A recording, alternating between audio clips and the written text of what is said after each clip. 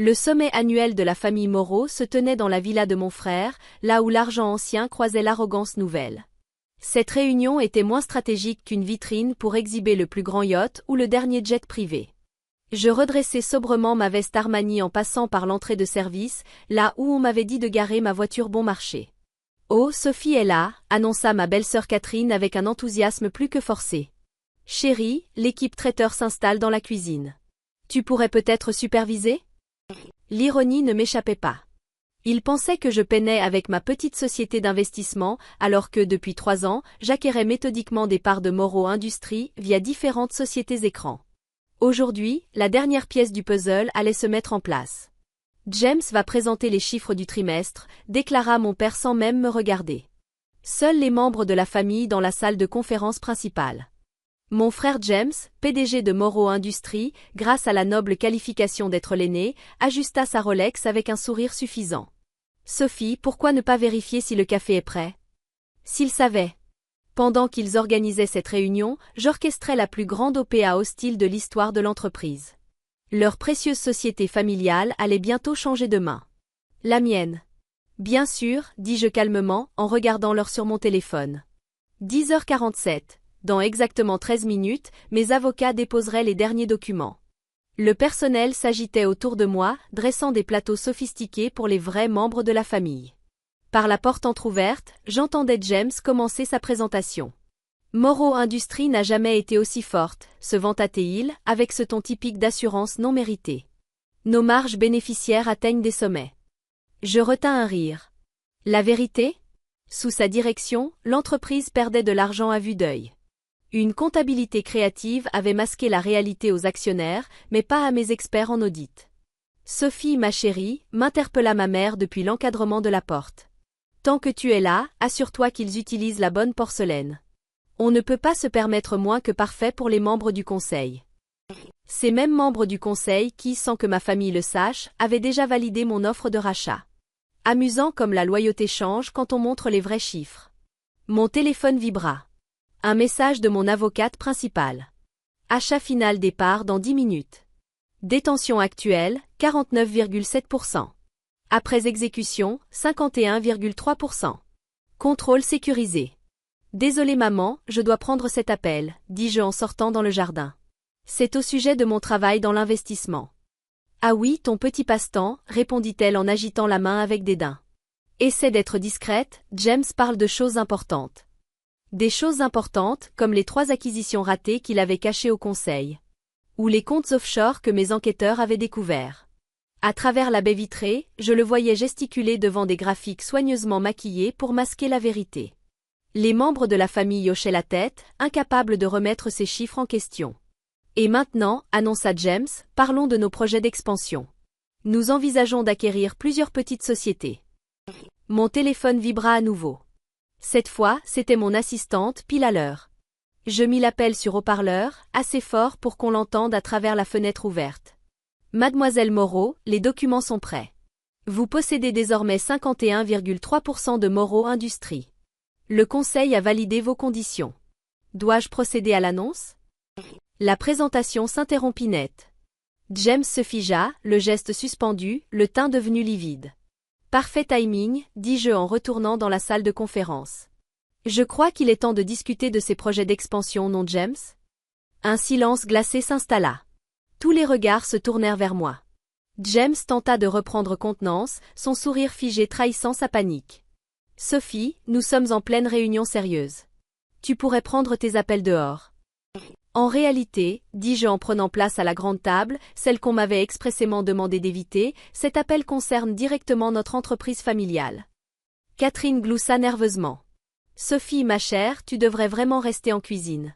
Ces sujets sont assez complexes. Mon téléphone vibra encore. Cette fois, une alerte info. Le visage de James vira au blanc total. Urge, changement de contrôle chez Moreau Industries, un actionnaire majoritaire prend les rênes. Des sujets complexes, murmurai-je en glissant mon téléphone sur la table en acajou. Comme les 240 millions perdus dans l'expansion asiatique que James n'a jamais signalé au conseil. Ou les anomalies dans les comptes des filiales européennes. Mon père frappa la table de colère. Ça suffit, Sophie. Tu ne sais pas de quoi tu parles. James a dirigé cette entreprise avec brio. Vraiment? Je sortis ma tablette et projetai des graphiques sur le mur. Parce que ces chiffres racontent une autre histoire. 3 acquisitions ratées. Des pertes dissimulées. Et je marquai une pause. Une comptabilité tellement créative que la commission des marchés financiers pourrait y trouver son bonheur. D'où sors-tu ces données? Lança James, son masque de PDG fissuré. De mon équipe d'experts judiciaires. La même qui bâtit mon dossier depuis 3 ans, pendant que vous me pensiez occupé à jouer à l'investisseuse. Le bracelet en diamant de ma mère tinta nerveusement contre son verre d'eau. Ton dossier? Quel dossier? Une nouvelle notification s'afficha sur mon téléphone. Suspension de la cotation en attente d'annonce majeure sur la gouvernance. Le dossier qui a convaincu le conseil d'administration de soutenir mon offre de rachat, répondis-je calmement. Même si, pour être honnête, ta gestion a fait la moitié du travail à ma place. Jacques rit, un rire creux. Un rachat? Tu n'as pas les moyens d'acheter un café, alors Moreau Industries. Je souris, repensant à toutes les fois où ils avaient tourné en dérision ma petite société d'investissement, sans jamais se demander ce que je construisais réellement. En fait, mon cher frère, je l'ai déjà fait. Les sociétés écrans qui rachetaient des actions ces 3 dernières années? Les miennes. Les groupes d'investissements offshore qui augmentaient leur part? Pareil. À moi. Le visage de Jacques pâlit au fur et à mesure que la réalité le frappait. C'est impossible. On l'aurait su. Ah oui? Comme tu savais pour les 180 millions perdus dans l'aventure mexicaine? Ou pour le recours collectif qui va bientôt tomber? Catherine se leva, le masque de la parfaite mondaine se fissurant. Jacques, de quoi parle-t-elle? De rien. Grogna-t-il. Elle invente. Sophie est juste jalouse parce que Père m'a choisi pour diriger l'entreprise. Père t'a choisi, approuvé-je. Mais les actionnaires, eux, m'ont choisi. Depuis 3 minutes, je possède 51,3% de Moreau Industries. Le conseil a déjà validé le changement de direction. Mon téléphone sonna de nouveau. Le président du conseil. Je décrochai et mis sur haut-parleur. Mademoiselle Moreau, les formalités sont terminées. Souhaitez-vous que nous publions le communiqué de presse? Jacques tenta d'attraper le téléphone, mais je le décalai tranquillement. Oui, allez-y. Et pourriez-vous envoyer la sécurité à la salle de conférence? Je pense que la transition nécessitera un peu d'assistance.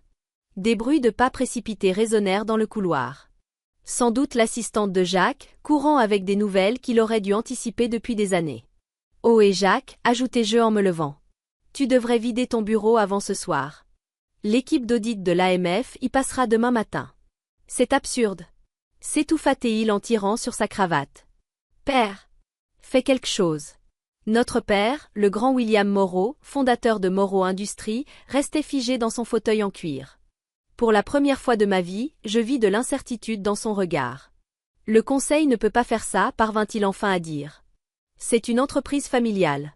C'est une société cotée en bourse, rectifiai-je en projetant de nouveaux documents à l'écran. Et depuis 9 minutes, j'en suis l'actionnaire majoritaire. Tu veux voir comment j'ai acquis mes parts? En quelques gestes sur ma tablette, j'affichai un enchevêtrement complexe d'investissement et de rachat. 3 ans de stratégie patiente, menant à cet instant précis. D'abord, ces actions que tu as presque données pendant ta fameuse restructuration, l'année dernière. Tu te souviens de ces investisseurs stratégiques dont tu étais si fier? Toutes mes sociétés écrans. Le visage de Jacques passa du blanc au rouge écarlate. Ces accords étaient confidentiels. Alors tu aurais dû lire les petites lignes. Ou au moins remarquer que toutes les holdings portaient des variantes du nom de mon chien. Catherine laissa échapper un petit cri. Maxwell? Ton Golden Retriever? Max Invest Holdings, Max Global Capital, Maxwell Enterprises. Je souris. Je vous l'ai toujours dit, Max est un chien intelligent. Mon téléphone vibrait sans arrêt. Alertes infos. Message paniqué de membres de la famille absents. Cousine Elisabeth, OMG, que se passe-t-il avec nos actions? Oncle Georges, quelqu'un peut m'expliquer pourquoi la cotation est suspendue? Tante Marguerite, Sophie, c'est vrai que tu rachètes l'entreprise. L'assistante de Jacques fit irruption dans la pièce, tenant sa tablette à 2 mains. Monsieur. Les infos. C'est partout. Sur l'écran derrière moi, la chaîne BFM Echo diffusait l'annonce en direct. Changement de direction surprise chez Moreau Industries, Sophie Moreau prend le contrôle grâce à une OPA discrète mais redoutablement efficace. Vous voulez voir quelque chose d'intéressant? Demandai-je en changeant de document. Voici la réalité financière de l'entreprise sous la direction de Jacques. Les graphiques envahirent l'écran, bénéfices en chute libre, ventures ratés camouflés dans les rapports des filiales, millions de dépenses inexpliquées. C'est confidentiel. Hurla Jacques, perdant enfin son masque de PDG. Plus maintenant. L'AMF aura tout ça avant midi. Mais ce qui m'intrigue particulièrement, c'est ceci. Je fis apparaître une série de virements. 3 millions vers une société écran aux îles Caïmans. 50 000 € mensuels vers une société de conseil qui n'existe pas. Ma mère porta sa main à son collier de perles. Jacques, qu'est-ce qu'elle raconte encore? Je sortis un épais dossier. Parlons transition. La sécurité est là. Et les RH ont préparé des départs négociés pour l'équipe dirigeante actuelle. Plutôt généreux, vu les circonstances. Tu ne peux pas me virer. Jacques se leva, essayant de m'intimider de sa hauteur. C'est moi qui ai construit cette entreprise. Non. C'est Père qui l'a fondée. Toi, tu l'as presque coulée. Tu veux voir la courbe de la valeur actionnariale? C'est assez spectaculaire. Surtout la pente descendante qui commence le jour où tu as pris les commandes. Mon téléphone sonna encore. Mon assistante. Madame, la presse est déjà dans le hall d'entrée. Les Échos, Le Monde, BFM, tous demandent des interviews. Et les inspecteurs de l'AMF sont arrivés plus tôt que prévu. Parfait, répondis-je. Veuillez conduire l'équipe de l'AMF au bureau de Jacques. Qu'il commence l'audit immédiatement. C'est une erreur, murmura enfin mon père d'une voix plus basse. Sophie, tu ne comprends pas ce que ça implique, de diriger une entreprise de cette envergure. Je affichai un dernier document à l'écran, la performance de mon portefeuille d'investissement sur les 5 dernières années. Un silence pesant s'abattit dans la pièce en découvrant les chiffres. En réalité, père, je comprends très bien. Pendant que vous vous moquiez tous de ma petite société, je construisais un empire, qui vaut aujourd'hui 3 fois plus que Morrow Industries. Tu veux voir ma couverture dans Harvard Business Review? Elle est sortie le mois dernier. Mais je ne suis pas étonné que vous l'ayez ratée. Vous étiez trop occupé à organiser cette réunion à laquelle je n'étais même pas censé assister. Les portes s'ouvrirent. La sécurité et les membres du conseil entrèrent. Monsieur Harrison, président du conseil, celui qui avait secrètement soutenu mon offre de rachat, me salua d'un signe de tête respectueux. Madame Morrow, annonça-t-il solennellement, le conseil a approuvé à l'unanimité votre nomination en tant que PDG. Prise d'effet immédiate. Jacques s'effondra dans son fauteuil. Son monde parfait venait de s'écrouler. Le conseil, notre conseil. Papa, tu es président honoraire, fais quelque chose. Mon père regarda les documents financiers encore projetés, puis les membres du conseil. La vérité commençait enfin à l'atteindre. Vous étiez tous au courant? Balbutia-t-il. Nous suivons la progression de Sophie depuis des années, expliqua monsieur Harrison. Pendant que Jacques dissimulait les pertes, elle construisait une solide réputation dans le monde de la finance, sous son nom professionnel. Nom professionnel? S'étrangla Catherine, sa main manucurée crispée sur son sac de luxe. Quel nom professionnel? Je souris. Sarah Maxwell. Le choc. La même Sarah Maxwell qui a été nommée PDG de l'année par les Échos le mois dernier. Celle que Jacques a lui-même citée dans sa présentation tout à l'heure, en parlant de stratégies innovantes. L'ironie ne manquait pas, Jacques venait d'encenser mes talents de gestion dans sa dernière présentation, sans même savoir que c'était moi. C'est impossible, chuchota ma mère. Sophie. Sarah Maxwell c'est la plus jeune femme à avoir bâti un empire d'1 billion d'euros, complétai-je calmement. Celle qui a redressé des géants comme Preston Global ou Tech Fusion. Oui, c'est moi. Mais vous l'auriez su si quelqu'un avait pris la peine de s'intéresser à ce que je faisais, au lieu de croire que je jouais à la femme d'affaires. Mon téléphone vibra encore. Message en cascade. Cousin Robert, c'est vrai? Tu es Sarah Maxwell? Tante Elisabeth, la Sarah Maxwell qui a racheté Richardson Corp? Oncle George, pourquoi tu ne nous as rien dit?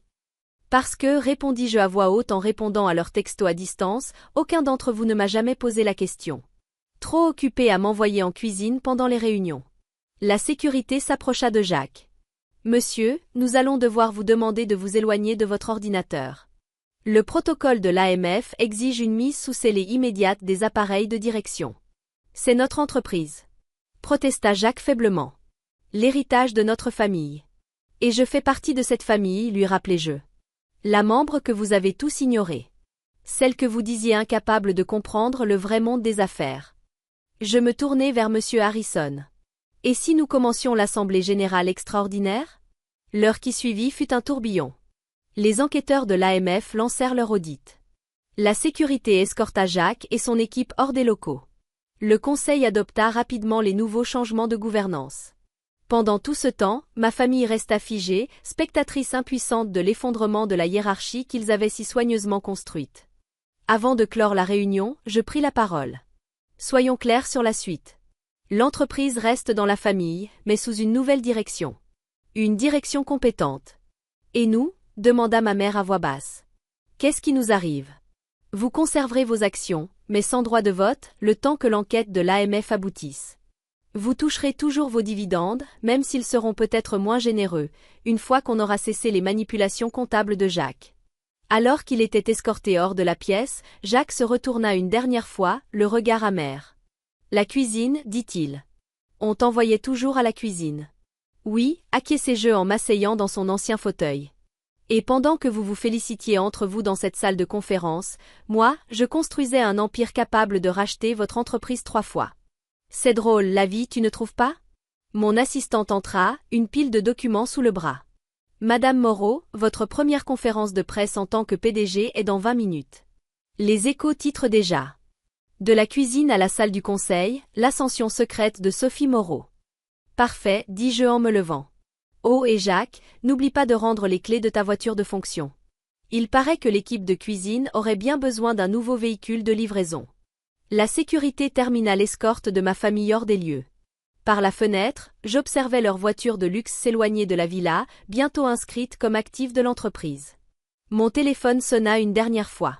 C'était la rédactrice de Forbes avec qui je travaillais depuis plusieurs semaines. « Prête pour la séance photo de couverture ?» demanda-t-elle. On pense à un titre comme « La milliardaire cachée, comment Sophie Moreau a bâti un empire pendant que sa famille regardait ailleurs. » Je balayai la salle de conférence du regard. Celle dont on m'avait interdite l'accès pendant tant d'années. Elle m'appartenait désormais. Comme tout le reste. En fait, répondis-je, faisons la séance, dans la cuisine. C'est là qu'ils ont toujours dit que je devais rester. Une nouvelle notification s'afficha sur mon téléphone. Reprise de la cotation pour Moreau Industries sous une nouvelle direction.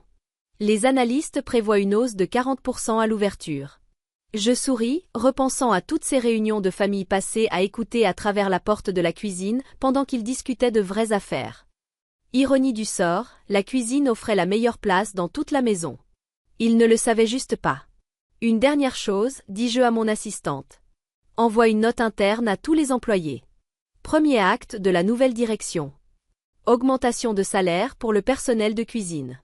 Après tout, conclus-je en souriant. Certaines des meilleures leçons de gestion, on les apprend là-bas.